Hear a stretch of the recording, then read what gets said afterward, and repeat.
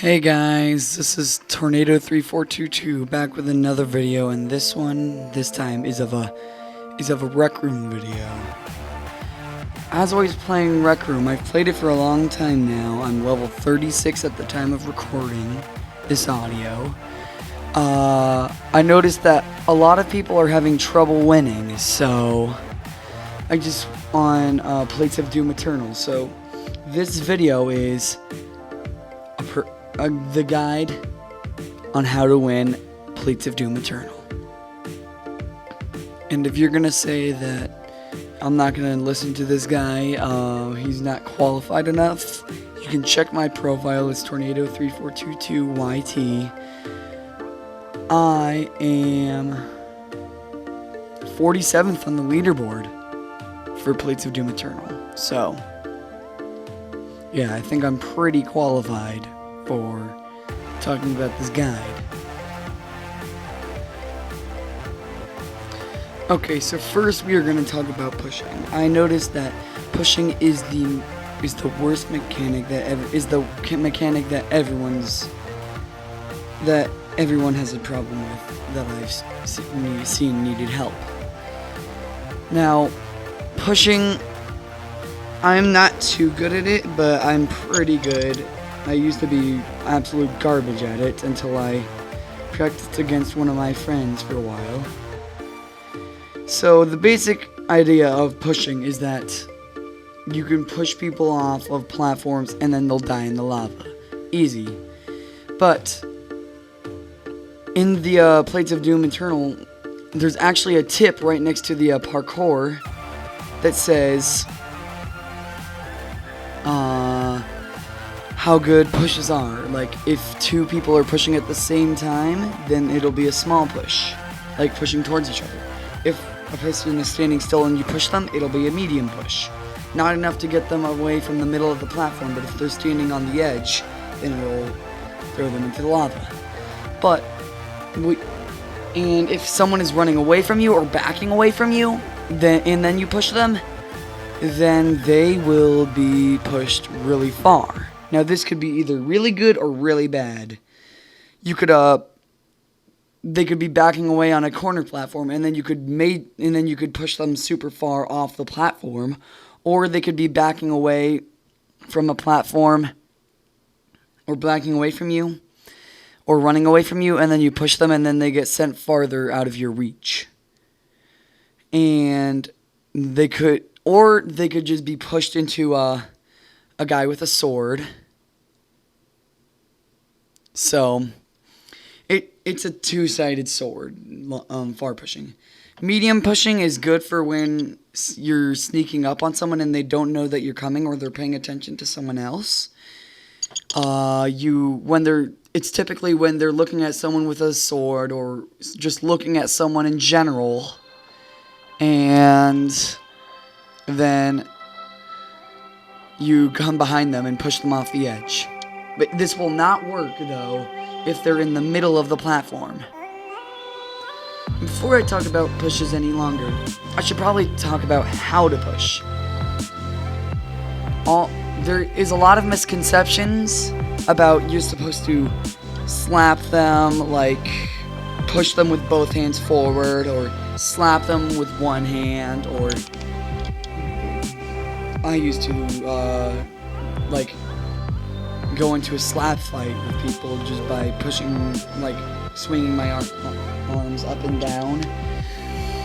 You do not need to do this. All you need to do is sprint into them. That's how I push now, and it is so much better.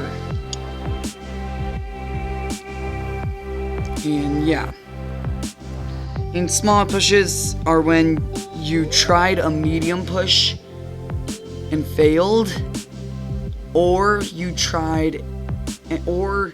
someone went over to you to start a push battle, or you went over to them to start a push battle. Small pushes are when you're in a push battle and you go and attack them with pushing. And push battles I personally hate, because unless there's a big gap in ability, it's pretty much a 50v50 chance that you're gonna win or lose. So that's why I don't like push battles. And small pushes are okay. Small pushes are okay. You won't be getting any kills with it though.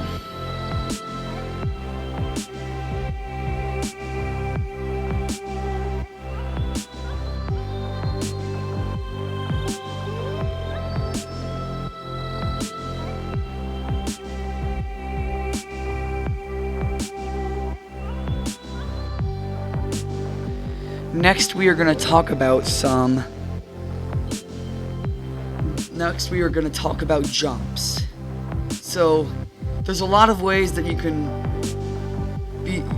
use jumps to your advantage. Like, for example, if someone's camping a high platform and you want to go up there, but you don't know if you can make the jump, what I found is that you can make most high platform jumps unless it rises twice if you use the Oculus Quest and you run in real life at the same time as running in the game. And you can utilize the platforms lowering and going up to your advantage. Like, if someone has a sword and you go to a higher platform and then jump off, they'll most likely stay on the higher platform, maybe giving you a chance to grab a flintlock that spawns, if it does spawn, or a grenade, or a nuke, or something. And then you could possibly have a chance to kill them. So I found out that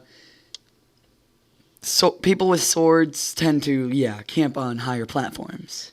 Because no one's going to challenge them. Because they, no meme intended, have the high ground. Next, we're going to talk about the lowering platforms and how you can use them to your advantage.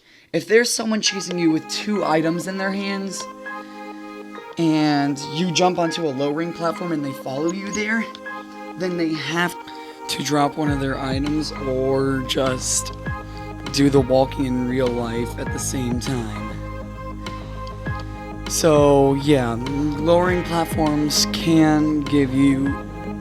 Don't be afraid to go onto lowering platforms if the lava is not like 2 centimeters away from it. Also, normal platforms, if you have like a nuke and you know that you can't use it at all, but the other person does not know that, wait until the lava rises just at a plate, just like at the bottom of the plate or at the middle of the plate, and then jump to the higher platform. They will jump to the platform that you were on and then die to the lava, since they'll probably, drop like a slightly because of the thing where your body goes slightly lower than the platform when you jump over to a platform. So yeah, I forgot to talk about this, but there is something that you can do when you walk in real life at the same time as well, is you can make diagonal jumps too. So just keep in mind, if you walk in real life, and all of these tricks I'm telling you about walking in real life, I've done with a stationary border. Yeah, but you can diagonal jump from platform to platform when you walk in real life.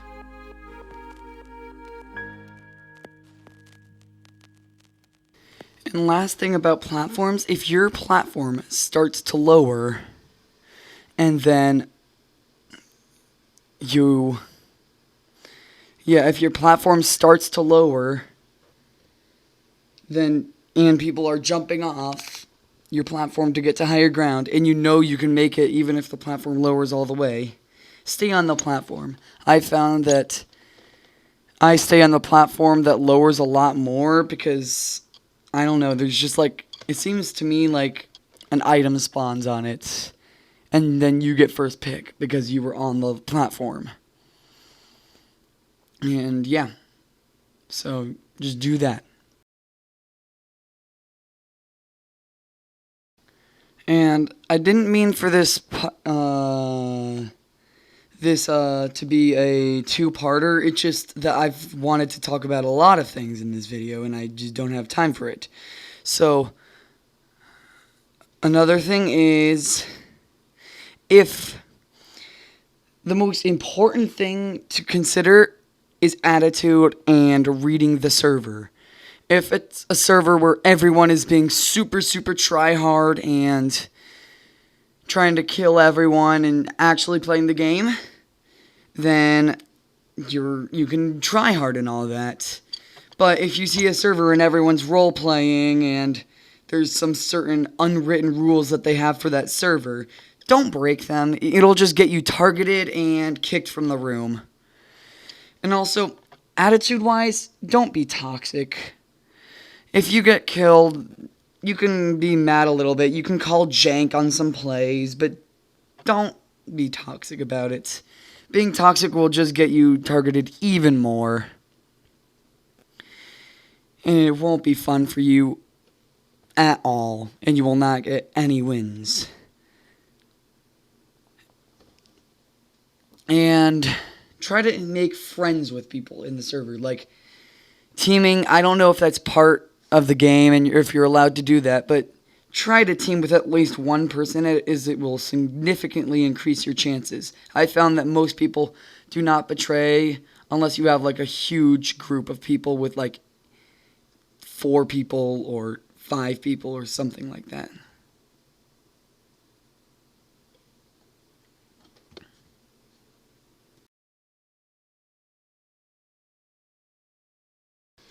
And I didn't mean for this to be a 2-parter or a 3-parter, but next time we will talk about glitches, and I know that they're not tolerated on any server, but I have found that it does differ on server to server whether glitches are allowed or not. So we'll talk about glitches and how to read the server.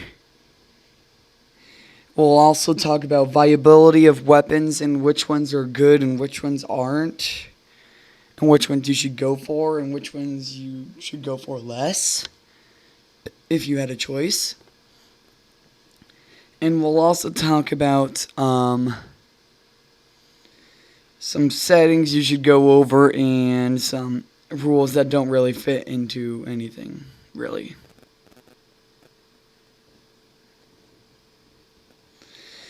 So I hope you enjoyed, and if you did, then subscribe and like, and then we'll talk later, I guess. See you in the next video.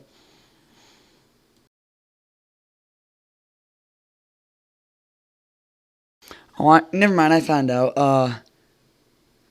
And comment whether I missed anything, or if you want me to touch on something more, if you want me to even do another video, or if my video is irrelevant and someone already made this video, just tell me. And I plan to make this a series where I do different games like Dark Lab or certain quests or something like that, okay?